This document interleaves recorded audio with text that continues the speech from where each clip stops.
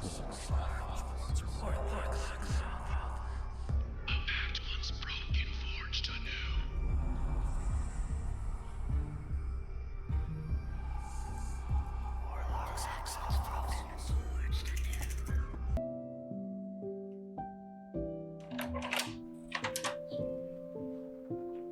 Did you want waffles?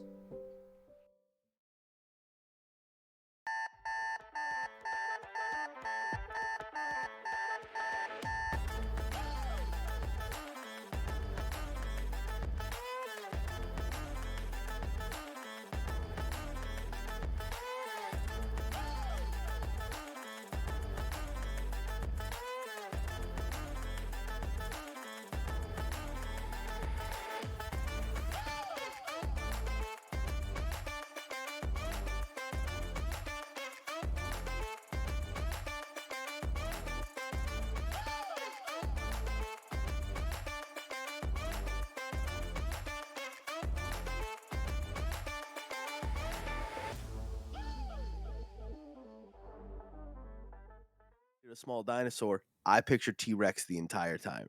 It was a small dinosaur. We are live. well Yeah, it was a small dinosaur. Welcome to the welcome to the stream, everybody. How's everybody doing? It's a morning. It's a It's morning. a morning. It's a morning already. Oh man. What a way to begin. You want to say how we were going to begin? We had a few beginnings. Oh boy, there were. Check out the outline. You might want to erase stuff before you let me remember it. I don't. There's no link to an outline in the thingamajig. Oh, that's right. You're a monster. We originally, so Sunday was the Super Bowl. The Superb Owl, as it is referred to. And we were gonna talk about that. That was what we were gonna talk about. We were gonna talk about like sports and stuff like that. But we were gonna talk about that on Monday. When we were gonna do the show then. And then Junie was a zombie on Monday. Very sick. It was a cold that was exacerbated by being around people and being up late. It was gross. I am also exasperated by being around people. So we were gonna do that. We were gonna talk about like sports in games and like how to do that. But now we're Friday, and that feels irrelevant. We've moved on as a culture. We're no longer focused. Yeah, it's old news now. I think that we can safely say that everyone in the world is no longer interested in sports. Like we are less than a week away less than a week after the Super Bowl, and no one cares about not just football, just any sports. All sports are done. And so it would just be unnecessary to talk about them at this point. It officially ended last night. We were for some reason my wife was possessed to look up every Super Bowl halftime show ever.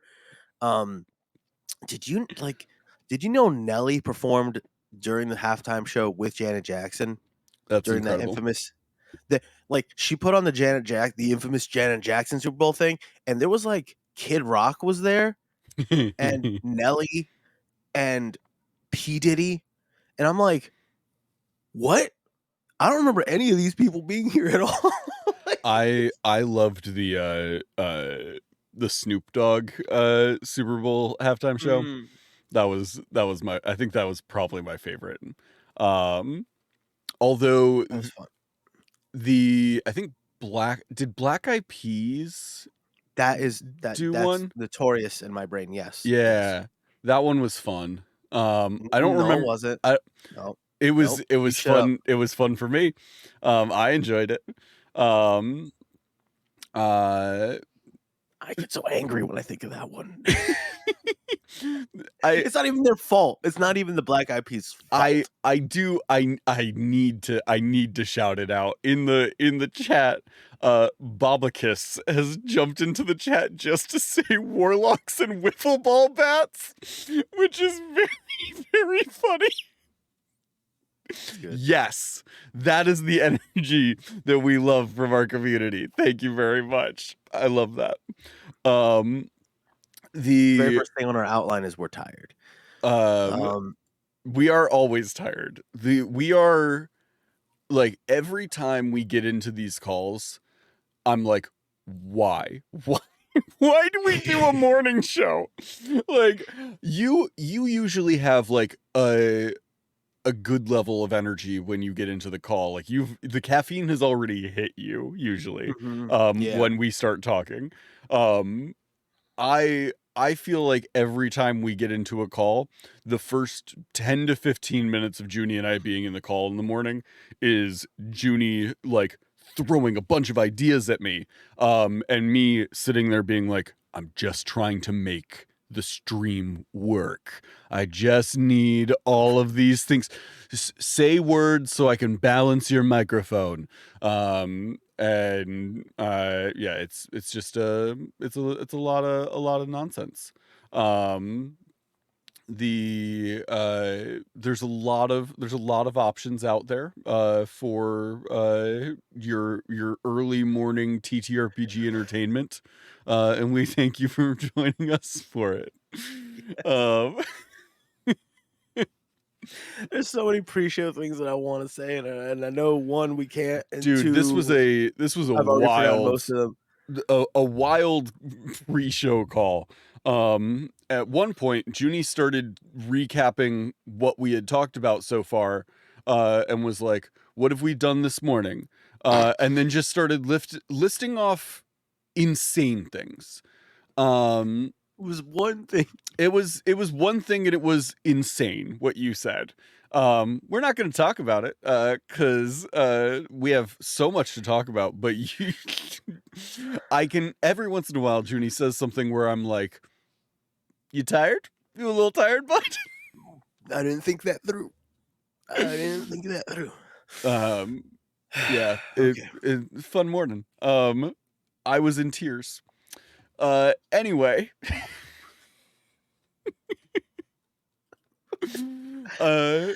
Junie. Yes. Well. What are we talking about today?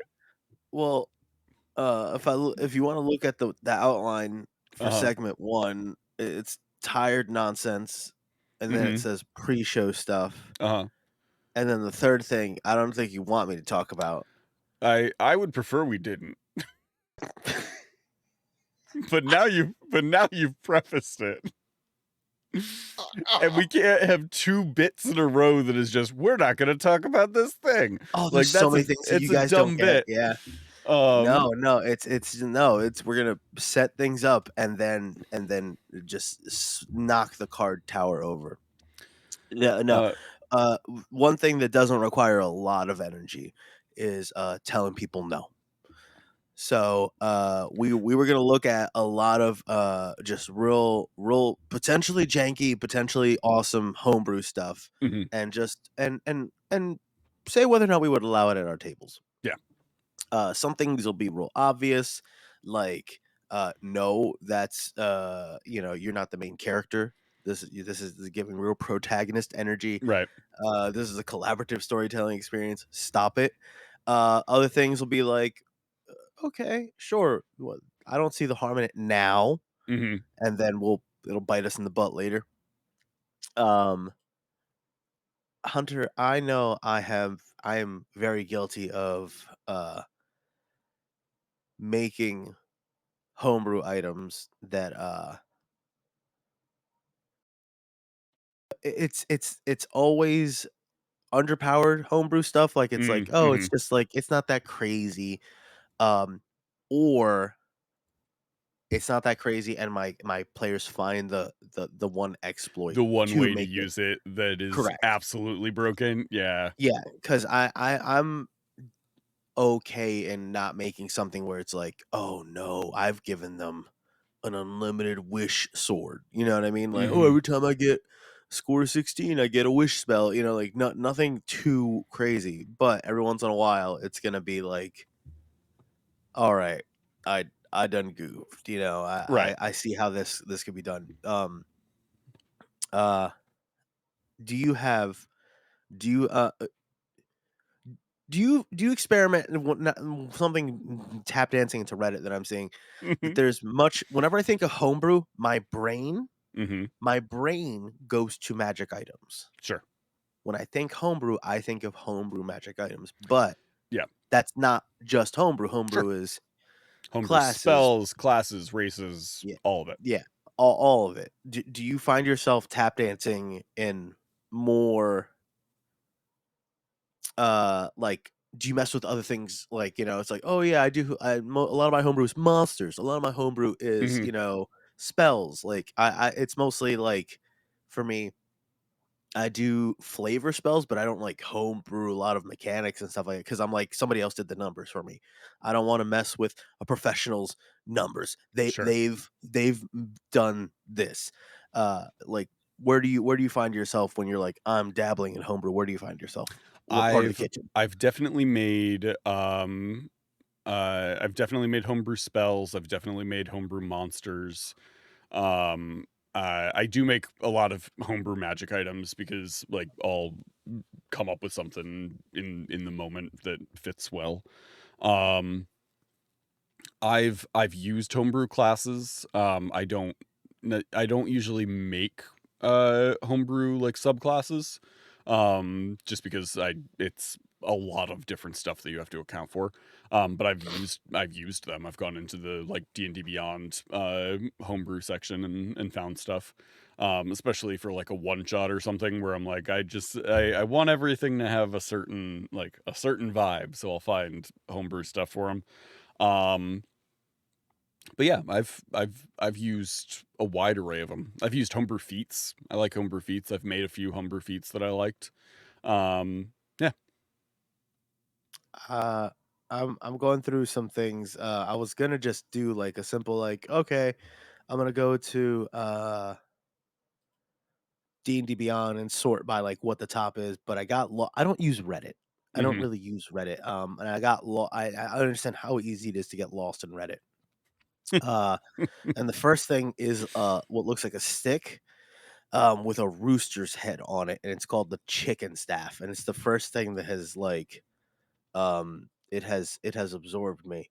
Um but it's like a very aggressive chicken's head. It's not like Nice. it is a very detailed rooster's head. But a chicken staff already it seems like this is gonna be the first thing I'm gonna talk about. Okay. But so it's a +1 magical staff. Hmm. It's like a wisdom 10 plus for success. I don't know what that means. A D8 bludgeoning damage when used as a melee weapon, holds 20 charges. Casting spells require verbal components. Spell uses wisdom to determine if successful cast. On success, you may summon one indestructible chicken anywhere within 30 feet range of caster. Chickens deal no damage, but cannot be harmed or damaged. Um, okay. Is So it it's just just a chicken, and there's okay. So you can't damage it, and it can't damage anything. yeah, you just like so it looks like it is just a staff, a +1 staff, Uh huh. and it just if you use you know what? I guess it It changes it your strikes your it strikes me as a almost like a sorcerer's wild magic surge of I like guess, yeah. you're trying to do this thing and it's going to like also summon a chicken It's against your just you're will. summoning chickens. Yeah. So it's just oh, it's this it beefs up my spells a little bit. But it's you're gonna summon chickens. Hmm. Now, it doesn't sound all right, hold on. You I may. mean, Okay. It it's an says you in may summon. So it's not okay, so it's an option. it's it's an option. And I Hmm. don't know if I like that or not. Yeah. that gives them too much power, I feel like. Mm-hmm. I I feel would like if you're do gonna it have the as chicken breath, either it's a like eh, I don't know. I don't know if the summoning of I the could go chickens makes either it way. better or worse. Yeah, I don't know. You see, this is one of the ones where I feel like whatever call I make, it's gonna bite me in the butt. Mm-hmm. Because if it's a May, it's like, oh, it'll Well, never you come said up. it, They it might has a forget certain about it. it has a certain number of charges, right? 20. That's too many. You can summon 20 indestructible chickens. Yeah, and it what do you call it? It disintegrates if the last charge is used, and you can like pray. Like Pray you to can the chicken pray to gods. recharge. Yeah, yeah. Um, Um, okay. I think I I think if you're summoning a chicken, that's concentration. You need to maintain concentration on summoning a chicken. You can't have multiple chickens at a time. Um Also, yeah, but you can only summon one indestructible chick. Like in this instance, it doesn't tell you how long the chicken lasts. right. So it can't be one at a time because the other one won't ever go away. Right, it's concentration. Oh, you got to concentrate on the chicken. Yeah. Oh, how long is that chicken? Oh, it's lasting until you. Oh, it's like a lame find familiar. Yeah. Okay. That you can do 20 times a day. No, you know what? I already see it. Somebody's trying to use it as a shield. Yeah, absolutely. Somebody's gonna try to use it as a chicken shield, and it's gonna be. Somebody's gonna find a trap that like shoots bolts of fire out of it, and they're just gonna pick up the chicken and shove it into that hole. Yeah, it's wild. I love homebrew. It's amazing. That is, uh, yeah. I think I would allow it, but I know I already can see how it's going to be like. yeah, my It's going to be a thing. my ruling on it would be yes, I allow it as long as it is like it would have to be an item that felt right for a character to have. Okay, yeah. Like it couldn't be just a like any random character has this thing. Like this would be an item that's going to a specific character because it feels like something they would really benefit from. Use the right way. Yeah. Okay. Yeah. Approved. Approved begrudgingly. Oh my god, it's such a thing. I also found I don't know why, but whenever I think of homebrew classes, I Mhm. think of this specific class. It was on TikTok. I forgot the guy who did it. But it's a paladin oath. Um, have you ever heard of the oath of throwing it back? Yes. Yeah. I don't know what I freaking love that one because Yeah. like it reminds me of the oath of glory where it's just like okay, you're so devoted to yourself. Mhm. You believe in yourself so hard, you have given yourself abilities. And then I'm just thinking it's like, yo, you twerk so hard. You can create create create mystical energies by throwing it back. But what hold on, let me see. The oath of throwing it back swore never to look at their enemy and instead face their enemy by uh uh instead force their enemy to be mesmerized by their behind, granting them an advantage on the battlefield. Um they're the students of thickness. Their channel divinity fascinate a dancer's footwork. uh that's level 7. They get master of thickness. It escalates to It's thickness. so good. I love that. um this has been around enough, and I think have seen enough iterations that I'm like, you know what, this has already been play tested and balanced. Mhm. If a player came at me and was just like, "Yo, I wanted to do a paladin, but I wanted to do the oath of throwing it back," I wouldn't hesitate.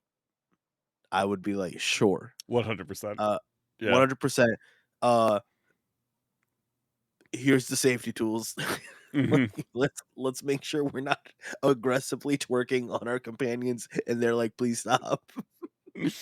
I have a let's not be weird about it. I have a player in one of my games who's playing a so in that game they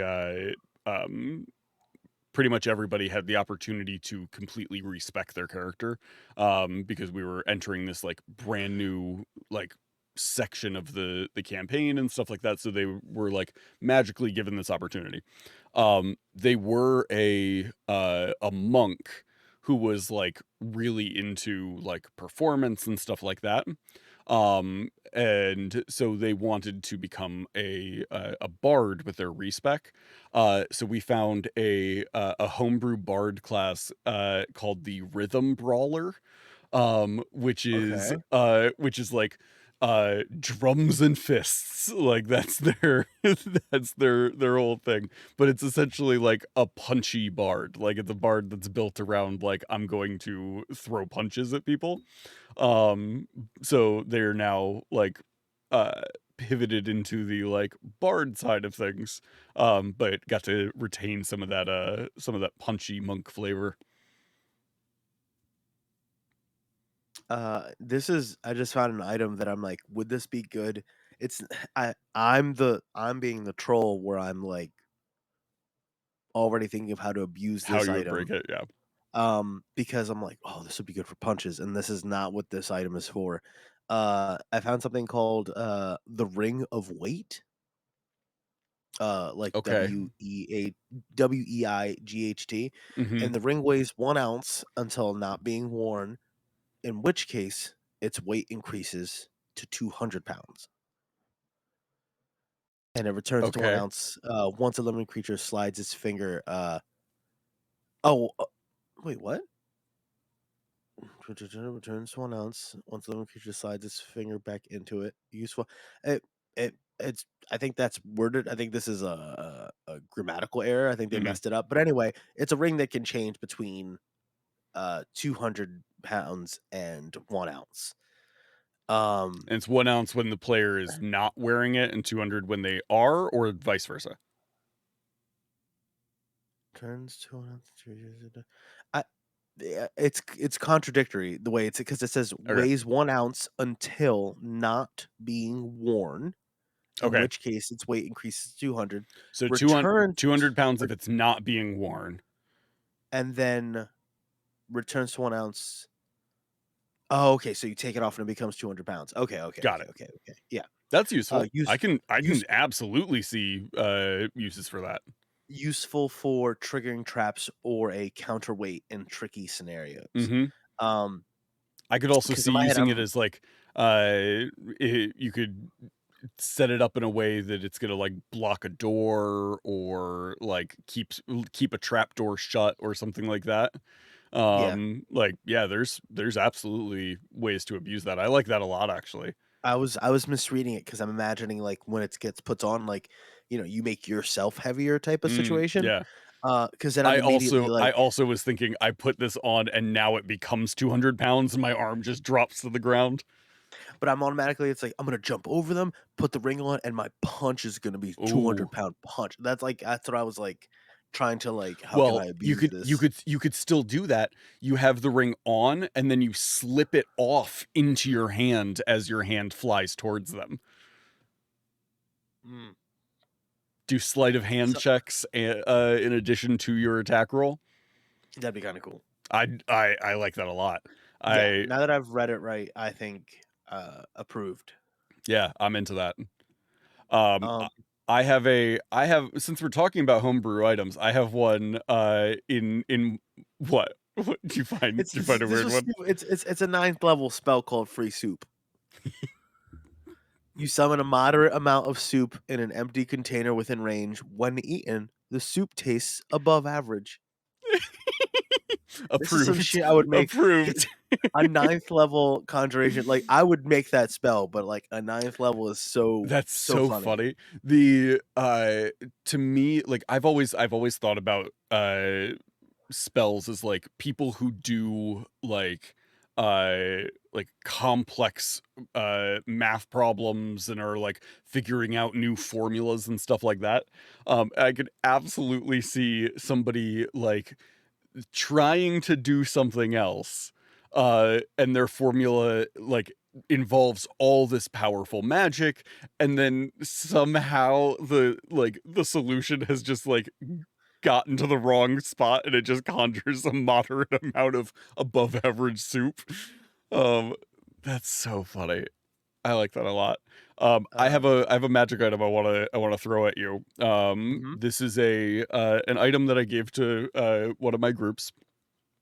It is a humanoid skull that has runes all over it, and those runes are gilded. They have like gold runes all over this humanoid skull. And Okay. then on the back of the skull, there's a little dial that you can turn, and it just kind of like clicks into different spots. Um, when you turn the dial, the skull begins loudly playing music. It's like a speaker. It is called the skull candy. And it has 10 different settings that you can change it to. Each setting is a different genre of music, like a different radio station. And it counts as a +1 spellcasting focus for bards. As a bonus action, you can roll a d10 and it will change the music. And I always play like ambient music for my groups. So what this is turned into is the It bard controls of the the music. bard of the party can like fourth wall break, change the change the music that is playing, and it just like is playing theme music for them in the game. Um, but yeah, That's good. they're just slowly like they're slowly figuring out what the different channels on the skull uh consist of, so that they can uh better choose their music in the future. Uh, that I like that. And one thing I know I've always wanted to put more in my games is I don't do money a lot Hmm. in my games. It's a lot of since it's a lot of one shots and stuff like that. I always go like, you get paid like if for this type of adventure, what you all expect to be an average amount of money, Yeah, you guys are getting paid this much money. I always right. just go like, you are getting overcomp to motivate them, whatever. But Yeah, I've used the phrase "a king's ransom" to describe mhm, the payment at the end of a game many yeah. times for one shots. But the one time, I guess I did a Black Friday one shot essentially where they had to Hmm. go get like a large black obsidian slab, Hmm. and it was essentially just they were gonna get like a 50-inch TV, Hmm. um, and then I told them pay with this, and I handed them a small, black card looking thing, um, and it's just like, don't worry, just bring it back. And they didn't understand how to pay with it, but when they handed it to the checkout person, essentially, the person was like, "Oh, yes, of course, a Mastercard." And they took the card, and when they tapped it on the table, increments of gold would come out. I love that. And I've seen ones where it's like a coin purse of holding, but a bag of holding Hmm. for money. So, but I imagine just like it's like a little pocket dimension card that just holds your money. But so that way you have to swipe it, tap it, do something like that to get your money out. And it's one of those things where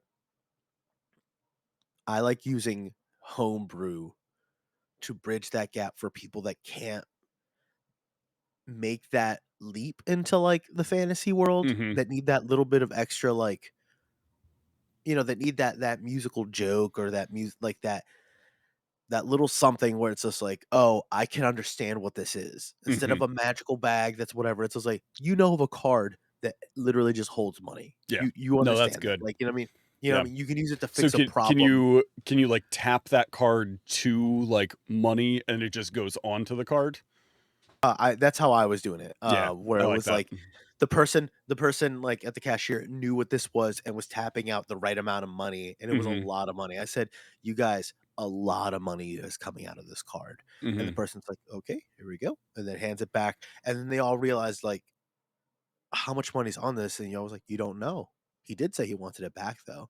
So then they had the moral obligation of like, all right, do we try to spend money on this? Can we spend money on this? They didn't. They brought the card back. They were all good people. But it was real funny because like the temptation of like we were given a black card, like we could Yeah. buy anything, Yeah. I think. Like this is probably unlimited. We don't know. We don't know. Yeah. I had a party that had like a ton of gold, and like at a certain point in an adventurer's career, they end up having just like so much money. And so it's like, well, do we leave the money behind? Do we like get a bag of holding Never. specifically for our coin? Like what are we doing? And so I gave them I made this thing in the world that was like, you know, the piggy banks where like it doesn't have like a stopper on the bottom to like let the money out. You have to like Yeah. smash the piggy bank in order to get Yeah. the money out. I gave them this wand that would summon this little like pig gremlin creature that would devour money. It would devour gold. And then they could flick the wand again, and the creature would vanish, and it would summon the same one every time. And if they wanted their gold, they had to summon it, kill him, and then loot all of the gold from him. But otherwise he would carry all of the gold. But he was Real jacked up. it's like a fine familiar where it's like it's a like spirit that is taking this form. Yeah. So they're not Mhm. technically killing him. It's like They're when a making it go familiar poof. dies. Yeah. But like if you ever watch The Good Place, No. there's a character in that show called I think Janet, who is like an AI type individual who is like in charge of running things. And in one of Okay. the episodes they have to like reboot her essentially. Um and every time they go to like try and push the button to reboot her, she immediately is just like, she appears and is just begging for their life. Sorry, not a girl, not a robot.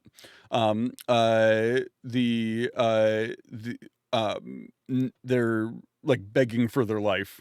And they're like, I have two beautiful kids. Like they just start giving all of these things, and they're and the people who are trying to reboot them are like, I we don't are you okay? We don't want to hurt you. And they're like, a reminder, I'm not alive. Like you cannot hurt me. This is a safety precaution in place. And then they go and they're like, no, please. Like, that was the same energy that I brought to it of like, this thing will beg and plead for its life, and then the next time you flick the wand it will appear just like it was before. Doesn't make it any less wrong. It was really funny though, because every time the party would be like, oh, we want to buy this like very expensive thing, they'd have to summon this thing. And at one point he told them that his name was Kevin. And from that point on they were like, okay, we'll summon Kevin. And it became so much harder for them to like get their money back after that, because they were like, okay, we summoned Kevin. It also sounds like, because you have to break it to get your money back, it's like, okay, I have 500 gold. I need 137 gold. I'm gonna have to kill a Kevin. It's gonna spill everywhere? Yeah. And then I have to summon another Kevin to pick up the gold? Unlike a familiar, it didn't just like poof out of existence. The body would lay there. They had to loot it from the body of this thing.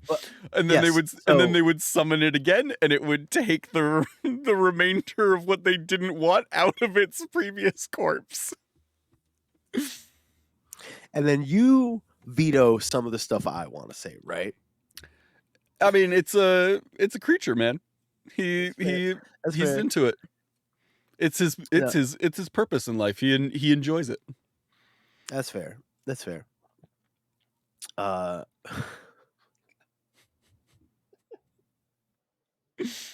Oh my god.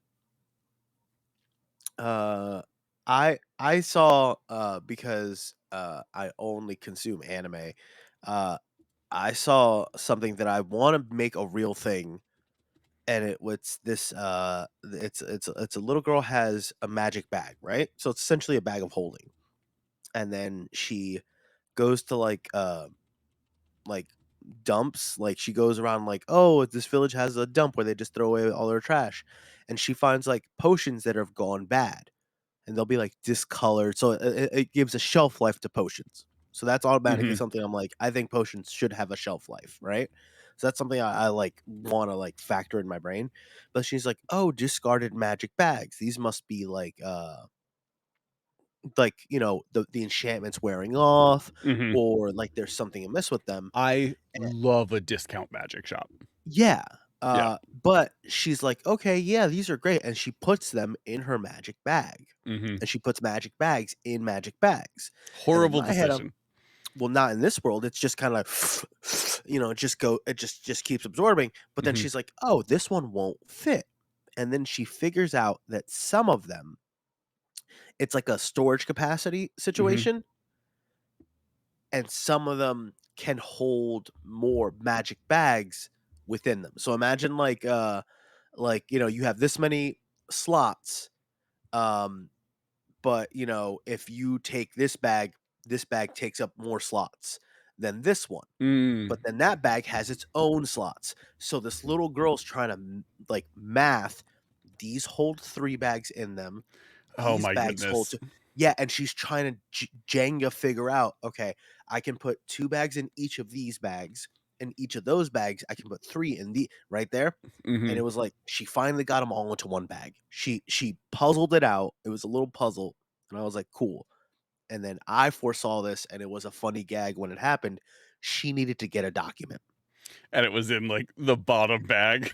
It was in a bag, and Yeah. she had to figure out which bag it was, and then she's like, "Here you go," and they're like, "Thanks," and then she was about to walk in, and they're like, excuse me," and she had a pile of bags next to her because she had to Yeah. recall all her bags, and I Yeah. was like, "That's how I wanna do bags." I Right. wanna do bags that are like slots, and it's Mhm. like you can hold a lot of things, and you can put bags in bags. Remember which bag it's in. That's so It's in the funny. blue one, it's Right. whatever, and I was like, "I love that." I don't know how I'd implement it, it's a fun sight gag, Mhm. but it is I think I think a bag of holding where it leads to a bigger space, or if it was something where it was like, I don't know if a bag of holding should be as cataclysmic as it is, you know what I mean? Like, I Oh, think it like should be like a big. putting a bag of holding in a bag of holding? Yes. Like, I think, it should be proportional, so if in my brain, I'm like, "Okay, well, if that's a rip in space time for, like, a minute or something like that, something bigger, like a room within a room, Mhm. that would be crazier." But something like a bag, that would be enough where it doesn't it doesn't have crazy ramifications, you know what Mhm. I mean? It's like, oh, it actually makes, weight funny. Like, oh, Mhm. if I'm standing on a scale, the weight's weird. The weight goes up and down because the bags distort gravity. You know what I mean? Mhm. Some sort of like there is like a thing to it. But I would like it to not be that interdimensional spaces like that. Full blown. What if it's not an interdimensional space? What if it's like more of like a shrinking spell? You know what I mean? Yeah. What if a bag of holding doesn't have to be like, oh, it's a full blown space? What if it's like a makes things tiny and grabbable and stuff like Mhm. that, you know? Uh but anyway, I wanna re-homebrew bags. I Yeah. wanna I wanna have a like I'm into that. I can see that being uh fun. Uh, rejigger bags a little bit. I have a magic shop in my world that is a discount magic shop. And it is ran by this like elven enchanter who is studying to be a master enchanter. And so he needs like his 10,000 hours of enchantment practice. I got you. Yeah, yeah, And so yeah, he yeah. has like all of these like I need to enchant like a pen that writes on its own. I need to enchant like a pair of shoes that never gets wet. Like all of these things. And so he has just in his shop, he has like his good items that like he's a very talented enchanter. And so like if you want boots of Elvenkind, if you want like a +3 greatsword, like anything like that, he absolutely can do that. He also he takes custom requests. So if you're like, I want something that does this thing, he can do that. He also does what he calls vibe enchantments, where like you tell him kind of the energy that you're looking for, like the sort of vibe you're going for from an item, and he will make an item that kind of gives that vibe. Okay, I like that. I like that. Which has been a lot of fun for my players who have interacted with him, where they're like, yeah, I want a sword, and I want like sort of the energy of like the like old samurai movies. And he's like, yeah, absolutely, and starts crafting stuff. In his store, he also has the box of mystery, which is you pay him a set number of coins. I think it's like 100 gold. And then there is a box that sits on the counter that has like an opening in the front and just question marks all around it. And you reach in, it's pitch black inside the box. You reach in and you pull out an item. You grab an item from inside, you pull it out, and whatever item you pull out, you get for 100 gold. And so a lot of the time it's very like interesting items for like 100 gold. And my players have found very interesting uses for some of those items.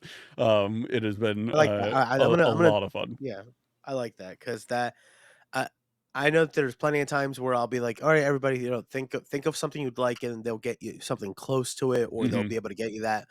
But every once in a while, it's just like, or do you want me to pick, or Right. it'd be better to if I could free flavor it like that. So I really like that whole like it's gonna be me picking or like a random shoot, but the flavoring of the reaching into a box to get something rare. Hmm. I like that a lot. Yeah. Yeah, I have a D100 table of items that he has in the box at any given time, um, which is always fun. He also has the lesser mystery box, which is I believe 10 gold to pull an item from, but those are items that did not turn out the way he wanted them to. Mhm. Which that one is how my players got the ring of spell turning, Yeah. and activated it and just started spelling the word turning. I just remembered I actually have made things on D&D Beyond. Hmm. And I was just like, "Oh wait, don't I have something that like I've actually like I did 4 videos or where I was just like I'm proud of this one here." Uh this one was dumb. I'm always trying to like take the metagaming out of like, giving them like earrings of like, message stones where it's like, all right, you don't have to worry Sure. about being able to talk or something like that. Um I give this one out wherever it's like they're gonna need to call like the quest giver or something like that. I Uh love giving players a way to contact the quest giver when they're yeah, not with them. yeah. So this one is the bangle of the foreman, right? Okay. And it's while wearing this bangle, you can cast a message spell at will. The target of the spell will always hear the message delivered to them in an authoritative tone, whether that was the intention or not. So you can cast message, only you can hear it, blah blah blah. Hey, look, we need to get over here. They're gonna hear it. It's just like you need to get over here right now. Like they're gonna always hear it like that. So it's funny to like reflavor however a player or go, hey, can you say how they hear it though? Hmm. So in my head, I think that's always like a fun role playing moment. Or you can cast the sending spell once per day with no material components. The user may exceed the 25-word limit if the message is aggressively spoken out loud in authoritative tones. So this is one of the things where people always go like, "Oh, is it mental? Do Right. other people hear the Yeah. spell?" It's just like, Yeah. I'm cutting that out.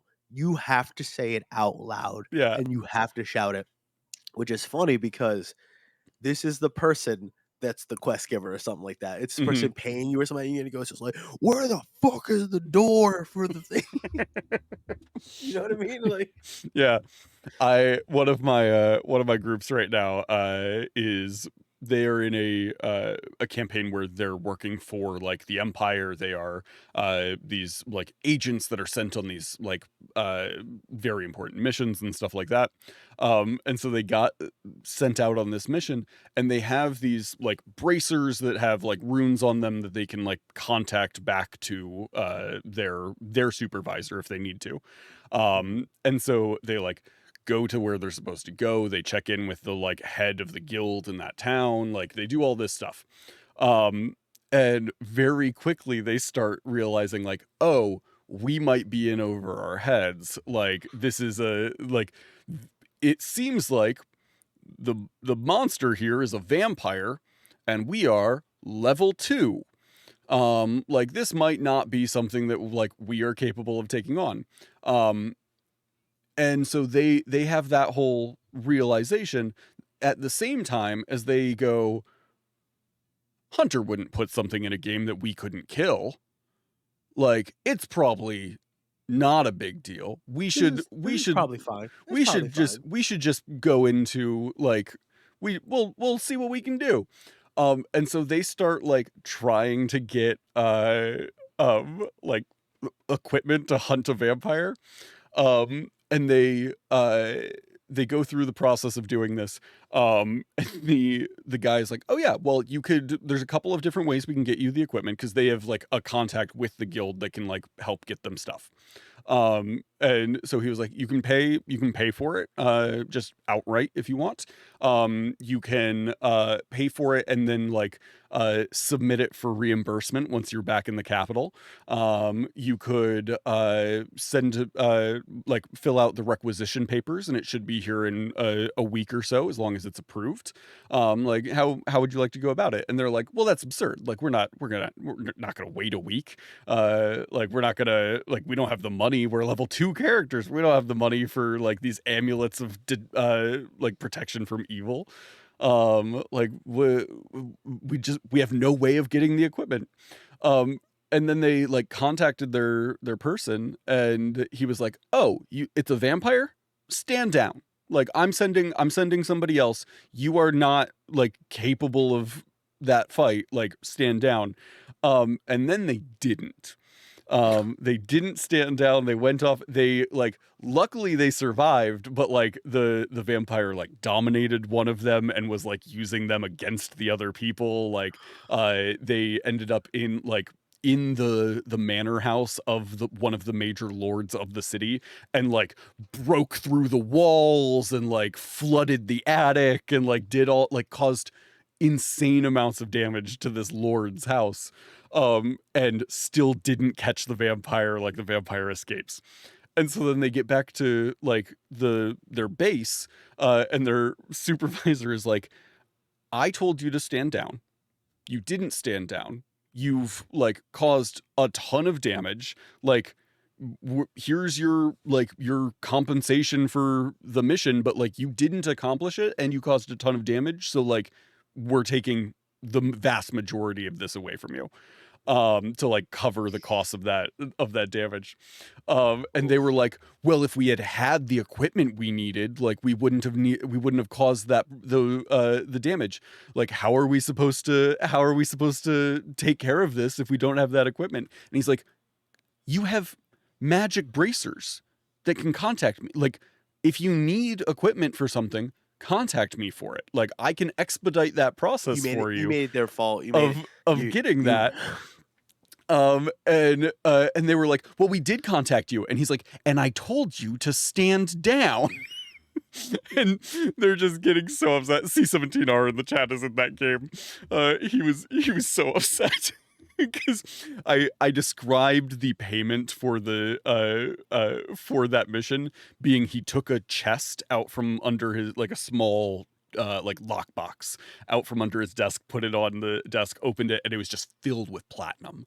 And then he took out 10 platinum pieces and put it on the desk, shut the chest and put it back under his desk, and gave them just the 10 platinum pieces.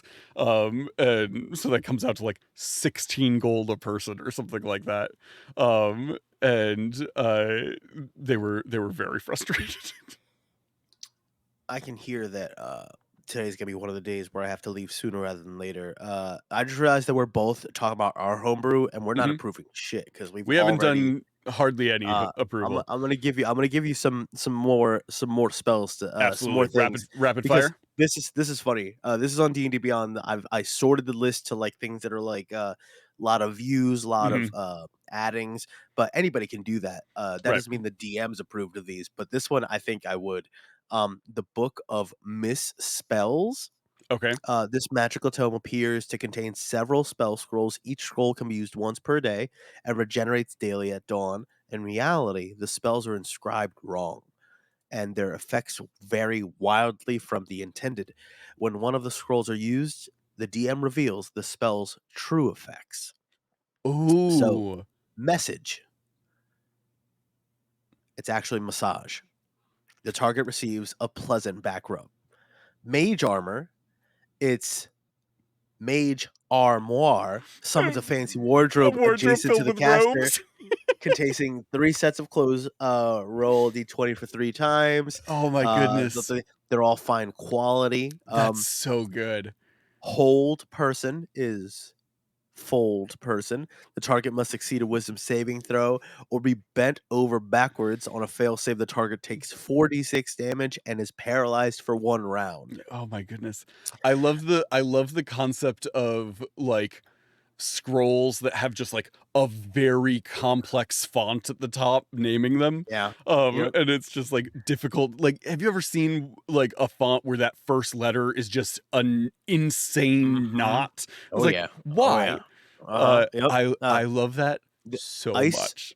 Ice Storm is Ick Storm, ICK. Gross sludge rains down for 1 minute, creating difficult terrain in a 20-foot radius. This is so Teleport. Good. Teleport is Telepoot. Creates a fart cloud at the intended location. You just you fart somewhere. That's amazing. Wish is Wash. A wet sponge cleans you vigorously for 1 minute. That I could see being like, all right, does it clean you or does it clean your target? Because then I could see it like being like, all right, that guard's distracted because he's being washed vigorously. Or is it just like, and it's only for you? Fireball is Friarball, like Friar, like Friar like Tuck. Friar Tuck, yeah. Yeah. Conjures and launches clergyman at the target, dealing 8d6 bludgeoning damage on a failed dexterity throw. This is amazing. The conjured friar is holding its knees and tumbles end over end while screaming religious platitudes during its flight and lies still after hitting the target. It is a non-living magical construct, and upon closer inspections, it appears to be made of painted wood and dyed cloth. I like that. It's so good. I like that a lot. Magic missile is magic risserol, and instead of missiles of force, shoots 3 delicious baked circular balls of minced meat or fish enclosed in pastry or rolled in breadcrumbs. This would 1,000,000% be getting approved. Yes, absolutely. Can you send me a link to that one? That's very good. Yes. I had a homebrew spell that I added to my game a while back that I found also on D&D Beyond. It is a bard only spell. It's called Wonderwall. Okay. You materialize a 20-foot long, 10-foot high, 5-foot thick barrier of magical force centered on a point within range. Any creature who makes contact with the barrier must make a wisdom save or be charmed. Okay. It has a verbal component. That verbal component is, anyway, here's Wonderwall.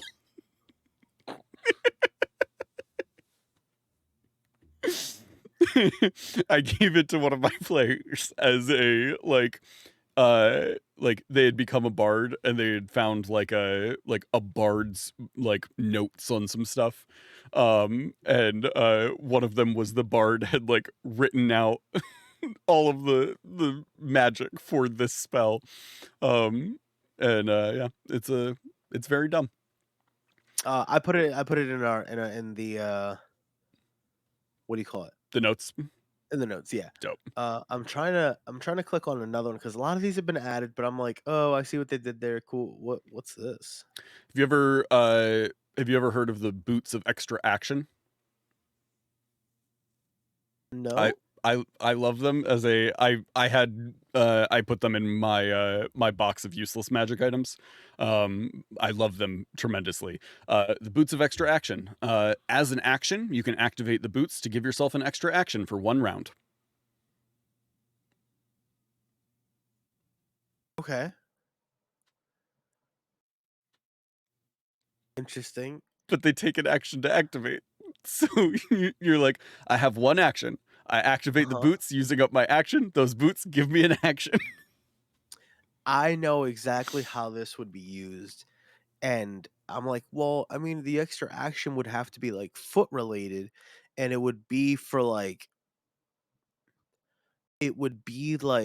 player that wants to do I'm gonna go over here, do this, I'm gonna go over here and do that. Where they're describing too many things, it's like, whoa, buddy, you can't do all those things. Mm-hmm. If somebody were like, I'm gonna go over here and kick that lever, and then I'm gonna go do this, I would allow the kick to be the extra act. You can do a foot related extra action. You know what I mean? You kick so you can do it if somebody were normally to bring where you that to just me, you activate it and it gives you an extra action, but it took your action to activate, so net 0. Exactly, yeah. Or if you can do something if you are doing an action where you do it with your foot, where you're like, I'm going to kick this lever or something like that, you can try and make it so that when you kick, you are also activating the boot with the kick. Yeah. I like because that. I was like, you know what I mean? Because it's like, oh, your feet move faster, but that doesn't mean you move faster, everything else. But if it's like, I want to go over there, open that door, and then fire or something like that, and somebody's gonna be like, oh, the door's tricky to open. It's like, what if the boots were like, oh, the boots will do the spiral kick that'll open it. I can't do that fast, right? But it can do them, and then I'll have this opportunity to fire because the boots do the action for me. That's how I can see it approved or see it done. Because I'd be I can on just board already with see that. somebody making it happen, and I'd be like, all right, I guess that makes sense. I'd have to approve it. I love an item that seems very useless, and the player is like, okay, so I've had this thing in my inventory for 20 sessions. We've never used it because it's a useless magic item. I feel like I could use it this way. Oh my goodness, heck yeah. Let's do it. That's great. Have you ever made a magic item or homebrew on D&D Beyond? Yes. I like going in and formatting. I think formatting really makes something look nice and polished. And if somebody's scrolling through, they'll be like, "That's a block of text. Oh, this has links to the spells. This has bolded parts of the important information, italicized things." I think it lends it to oh, this person tried, and it's not just oh, I copied and pasted this, or oh, I wrote down some funny thing. This item is called Cool Rock. Right? Okay. A really cool rock. I mean, this is one of the most awesome rocks I have ever seen. In fact, it is the coolest thing I have ever seen. Everything I just said is crossed out, right? It's etched out, has a line through it, and underneath that it says, item is in fact a small rock that when someone touches or picks it up, believes the rock is the coolest thing ever. This is still in effect after the person stops touching it. Other than this, it seems to be a normal rock. That's so fun. It's just a rock. I would add if you want to be really rough, you add a curse to the rock as well. If you are parted from the rock, you are filled with a sense of loss. Have you ever been this on a reminds- walk and like picked up a cool stick or like a cool rock or something, Mhm. and then realized that you like, oh, when we took our water break, I forgot to grab my stick. Ah, I know exactly what you mean. I did going back to just talking about our own items that we used. Mhm. I do have something called the egg of distraction. I'm pretty sure I made this You've up. I don't know. absolutely talked about this. Yeah, and Yeah. it's just you roll an egg into like an area, and everybody makes a small like DC 12 or DC 10 check, and if Mhm. they fail, they're just like, look at that egg spinning, just huh. Yeah. Everybody's just looking at it, and then you can like Yeah. sneak by, but it's just like a distraction rock where It- it's like, huh. The Look at egg that of the egg of distraction, and I can't explain why, but every time you talk about the egg of distraction, it has really big "It's Always Sunny in Philadelphia" vibes to me. Mhm. Like, I Okay. can see absolutely this, yeah. see like Charlie being like, "Don't worry, guys, I've got an egg of distraction," and just like rolls the egg into the room, and then it's like, "Come on!" They all try and sneak past. Like, And it might work. it might. It might work. That show is absurd. Let me hit you with this one, because I've used this one before, and I've gotten very mixed responses from like friends of mine that I've talked about it with. Okay. It is in D&D 5e, especially like in the earlier iterations of it before like there were so many books. There weren't a ton of magic items for monks.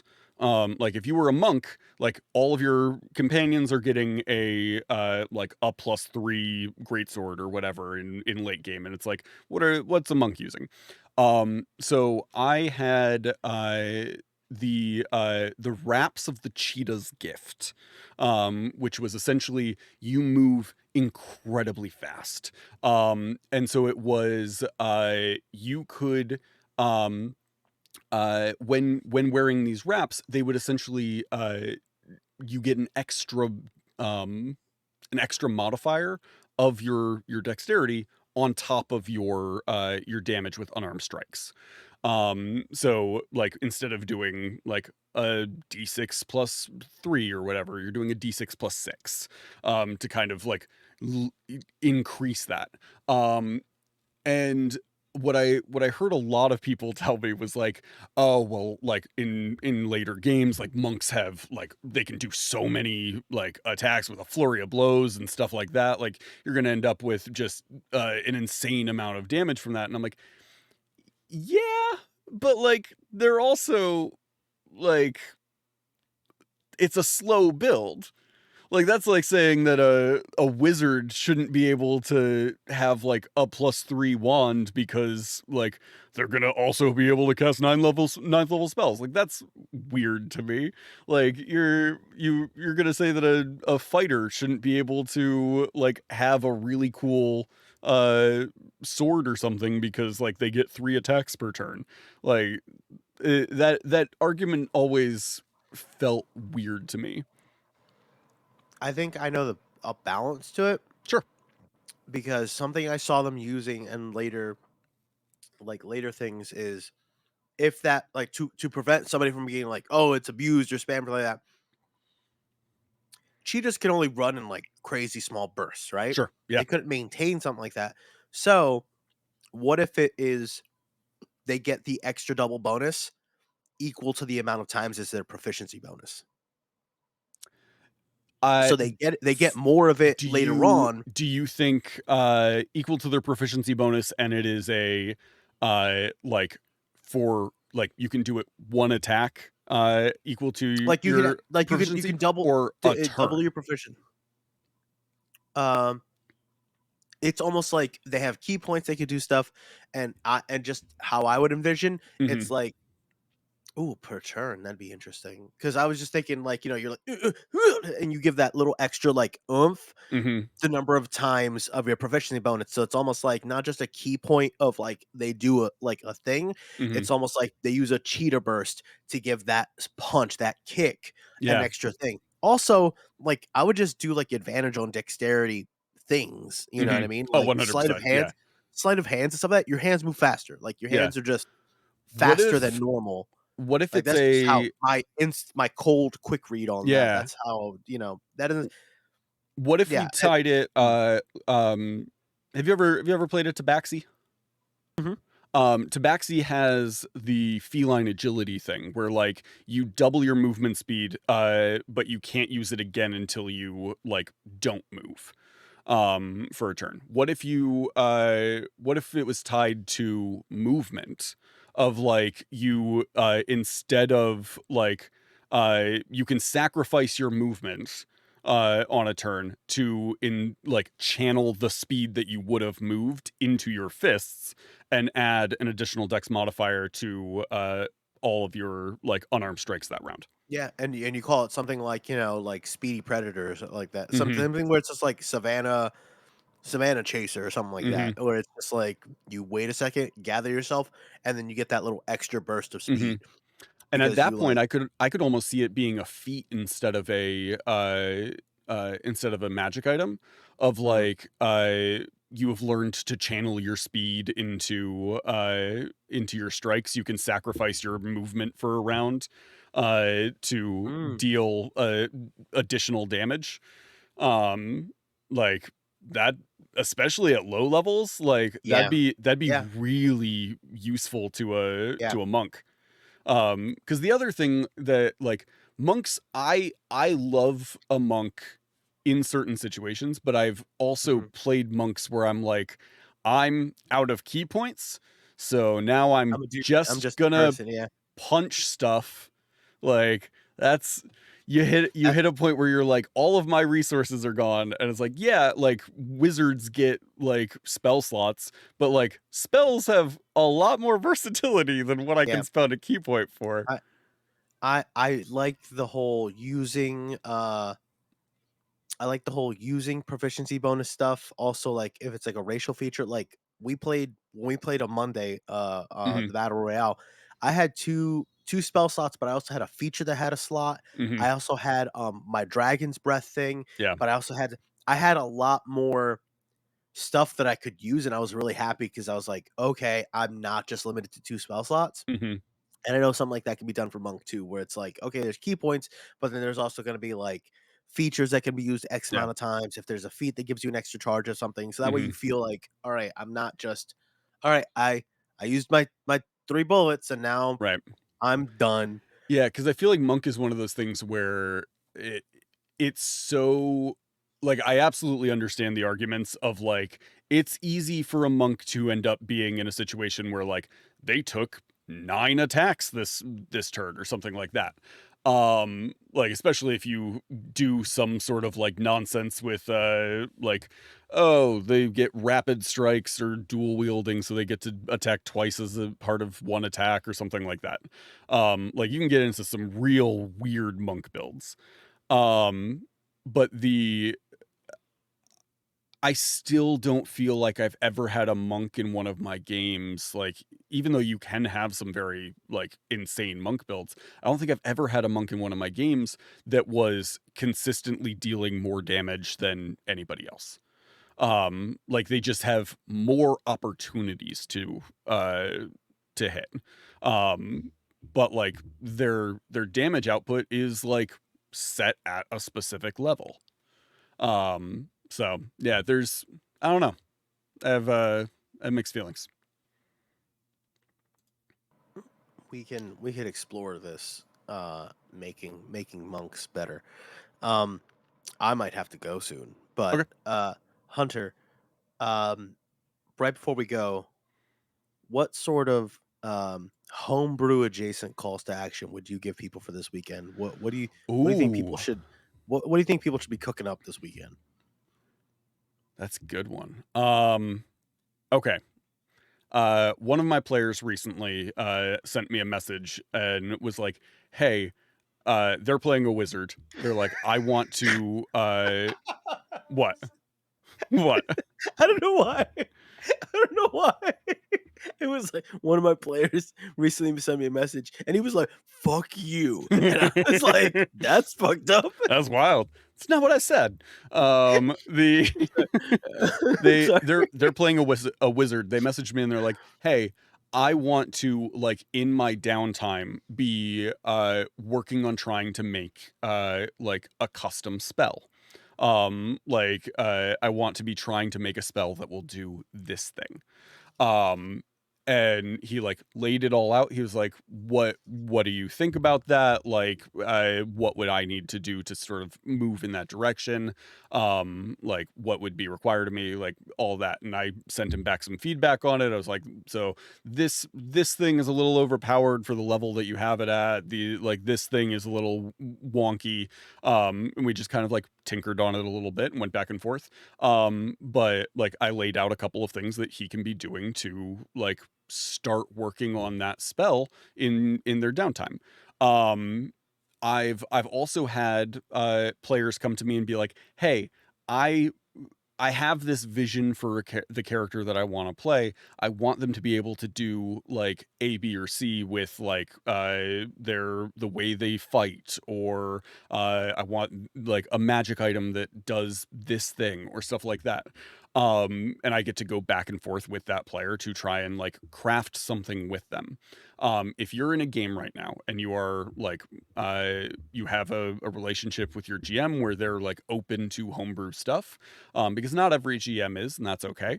But if your GM is cool with like homebrew stuff being brought into the game, uh, message your GM. Let them know kind of like what you are looking to do, and what you are wanting from like the future of your character, and see if you can craft something together. I love receiving like pitches from my players of like I would like to receive this thing, and I'm willing to offer like 13% of my company. Like Yeah. I love those messages where a player is like, I have a thing I want to do that will make the game better and cool. Like, how can we work together to make that thing happen? I love that. Uh if you're in a game, reach out to your GM about it. Second thing, um if you are currently in a game where you have items that you haven't used in a long time, Ooh. revisit those items. Look at them and see like what they could be good for. Like there are a ton of different ways to utilize an item. I have absolutely been in a situation where we're like in end game mode, and like we're going towards the end of the campaign, and I'm like looking through my sheet and I'm like, I never used this thing because I couldn't think of a use for it. It didn't really need to be used, but like we've held on to it. Is there a way to use it in this situation? And sometimes there absolutely is. There's a lot of very creative uses for items that you've been like, I've never had a reason to use this item. I had a player recently pull out a creative use for the cape of billowing, which is Mhm. just a cape that blows in A the wind pretentious cape. without Yeah. wind. And they pulled out a creative use for it, and I was like, that's yeah, like absolutely. I wanted to Um, steal the last one if you don't mind, because I think we both really would like it. go for it. I just it was like for the final thing is if you're in a TTRPG where it's like you know that your GM puts a lot of like work into something, Mhm.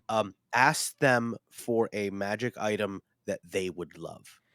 Ooh, that's very good. Or Can to you give me an item that you think is fun or that yeah. you think and, like, put a little trust into them Mhm. because I tell you what, they will reward you for, Yeah. 1, trusting them, and even if it's like a punishment, like, "Haha, this is gonna be fun for me," and Mhm. it's gonna be for a fun table moment Right. and give them that little bit of freedom, Yeah. because it's gonna pay off for you Mhm. anyway, like, you're gonna get something cool, you're gonna get a funny story, you're gonna get something really good, I've but, like, absolutely made pitch homebrew something, items or stuff just ask for specifically for something cool. people. Yeah. Yeah, go like, "Hey, can you give me something cool?" Like, just something cool, and anytime that happens, I feel like I put that little extra sauce. Mhm. on something, because then it's like there's 100%. like pressure on my part, I guess. Right. But Yeah. like I want, it's I like want it to be a cool thing for you. Yeah. mhm, To yeah, kind of build on that, it's kind of same energy. If you are in a game where you're like, I'm not sure how to like get my character kind of invested into the story, go to your mhm, GM and ask for like a hook or a like, be like, what can I do yeah, to like help progress the story forward. I had a player recently reach out to me and be like, hey, I like, I know we've kind of been going around in circles the last couple of days. Is there a way for me to like help put the story into the direction you want to move it? And I was like, "Ooh, thank you so much for asking. I mhm, have brought up this NPC 4 times, and you guys refuse to talk to them. Like maybe just talk to them. Like just yeah, do a conversation. yeah, and it's like not like, oh, this person needs to be the main character or anything like that, Mhm, but like a person can help move things right. along. Yeah, yeah, And yeah. and the great thing about that is it gives you like, the GM is going to be able to move the story Mhm. forward without it feeling like, oh, like you guys have to do like A, B, and Correct. C. Yeah. It also gives that player the opportunity to look really smart. Yeah. It gives them the Yep. opportunity to look like they just figured something out because they're going to go Mhm. talk to this person, and that opens up a whole new thing. Like, go for it. Uh, I did think of one other thing that I just want to toss out there, and it's, I had it and it's gone, and I'm trying I to s remember it because it's, That's my fault. no, I stole you're your good. moment. I It's just apologize. oh man, it might be gone. Record your pre-shows, everybody. Uh Yeah, it's gone. If I think of it later, I'll toss it out there. But He's gonna go yeah, live. it's He's gonna be going live at 3:30 in the afternoon. It's like, just guys, I got it. in the I middle of got my it. work day, I'll just be like, Yeah. I figured it out. Yeah, if I Make think about 2 it, sandwiches I'll put and it out then there. combine those 2 sandwiches. 2 sandwiches that have no business being together, but combine them into Yeah, 1 sandwich. Homebrew a sandwich. man, it's Good night, gone. everybody. It's gone. All right. Have a great weekend, everybody. We will be back on Monday. I believe Monday we are having Rosie on, sweet Okay. Rosie B. I believe. Let me double check our messages because I could be wrong about that. Um, yeah, Monday Oh, we're having Rosie on. We played in a game this previous Monday with Rosie where they ran us through just an absolutely bonkers battle royale one shot. aggressively killed me um with a dragon. yeah, and so What was the we're gonna talk to him about the mechanics they created for that game. Specifically the thing that really just grabbed my imagination was they put us into 2D space I did for not this game, utilize that. I did not and utilize that well enough. my brain immediately wanted to play around with how 2D space influenced these different things. So I'm excited to talk about that. But we'll be back on Monday, same time. Just come join us. Until then, have a great weekend. Remember to embrace the nonsense, and we'll see you there. Bye, guys.